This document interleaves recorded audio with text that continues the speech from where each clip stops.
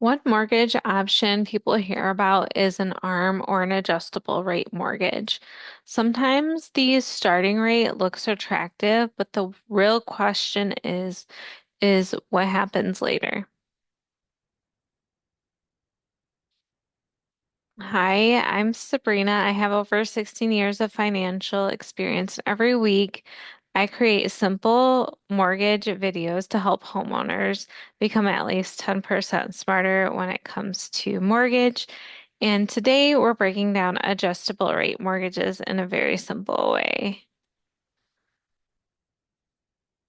Right? What is an ARM? An ARM usually starts with an initial fixed rate period. After that period ends, the rate can adjust based on the loan terms. That means the payment may change later. Okay, common example here.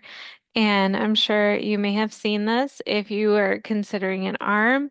You may have seen this on a loan estimate or initial documents here. So there is 5 and 6 ARM, 7, 6 ARM, 10 and 6 ARM. Okay, so the first number there tells you how long the starting rate is fixed. So if it's at a certain interest rate, then you know it's for 5, 7, or 10 years. So a 5 and 6 ARM may have that fixed rate for 5 years, then adjust every 6 months after that. Okay. Index plus margin. So after the fixed period ends, the new rate is generally based on an index plus a margin. Now that index can move with the market. The margin is set by the lender and is also a part of your loan terms. Review the loan estimate. On that very first page, there is a ton of helpful information if you are considering one of these types of loans that you can read through and understand yourself.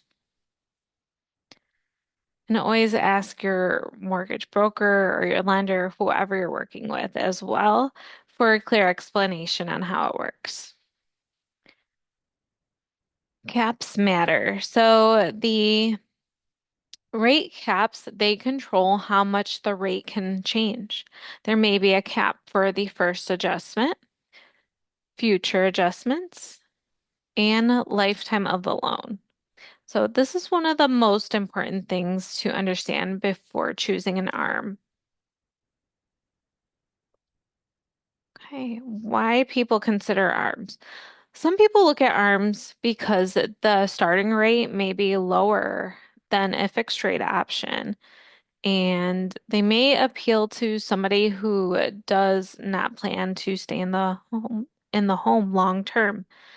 I've had this to where my client was in a temporary living situation, and when push comes to shove, they're like, I know I'm not going to stay in this home for this set amount of time.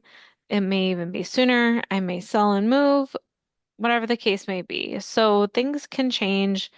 Everybody is on a different timeline. So what that means is different life circumstances, different timelines, and this is very important to look at. So look at the short-term plans, possible move, or a possible refinance plan later.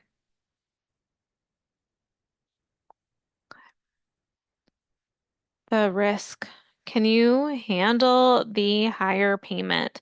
So this is the part I want people to really think about. If the rate adjusts higher, will that payment still be comfortable?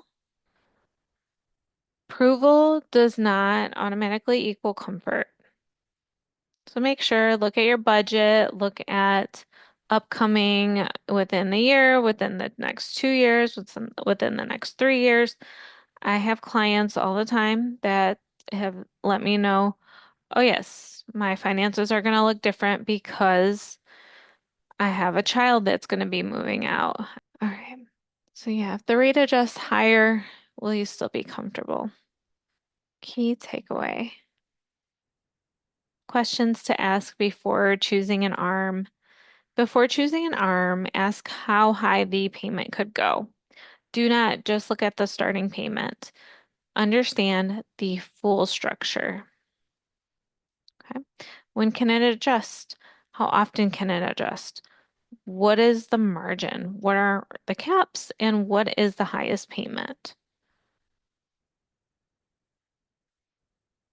ARM versus fix. So, a fixed rate mortgage gives more payment stability, and ARM may offer more short-term benefits, but you need to understand the trade-off.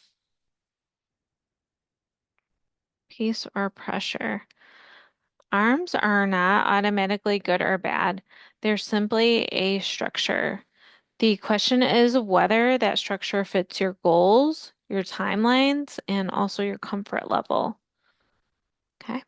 So you know what you have going on with life and life circumstances and things that are going on, upcoming events, anything really. So you really need to evaluate and look at your timeline, right? In closing. If you leave today understanding adjustable mortgages a little better than before, then your time was well spent. And I appreciate you spending time with me today. If you like this one, you'll like the next webinar too. We'll be talking about assumable mortgages. Don't forget to subscribe so you don't miss it.